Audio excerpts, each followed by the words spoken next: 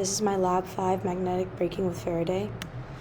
So the purpose of this lab was to collect observational data of a magnet falling through a conductive tube of aluminum foil, model the magnet/tube interaction computationally, compare our computational predictions with our observed data.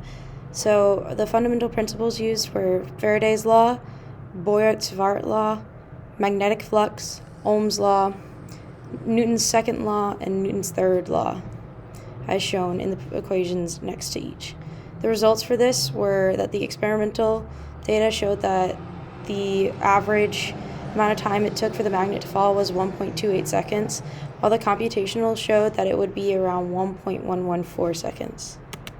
So the initial conditions for this experiment were that the length of the tube of aluminum was 0.32 meters, the width was 0.016 meters, the inner radius was 0.02 meters, the radius was 0.036 meters, and the magnet mass was 0.024 kilograms.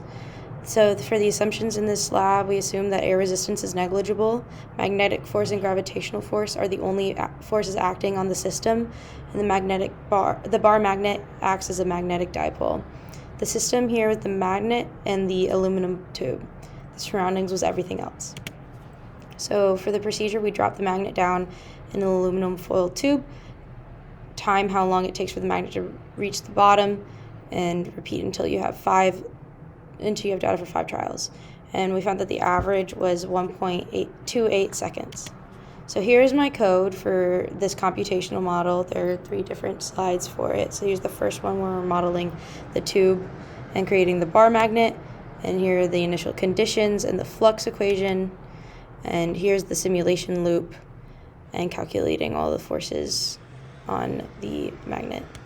So here's the computational model for the first bit.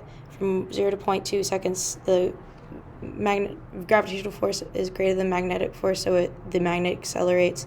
In the middle, from 0.2 to around 1 second, it's the gravitational force and magnetic force are equal, so the velocity is constant.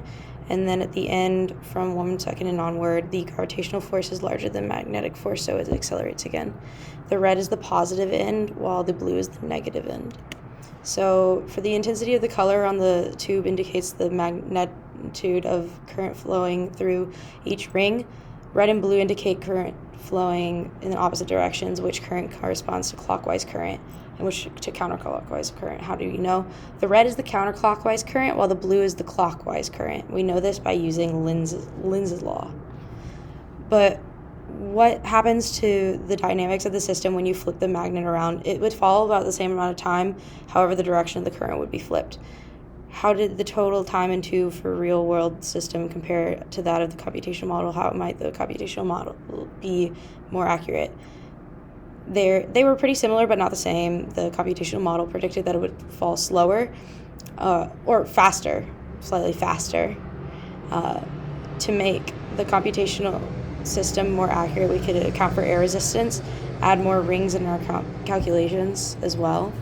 What does the shape of the velocity versus time plot tell you about the forces acting on the bar magnet?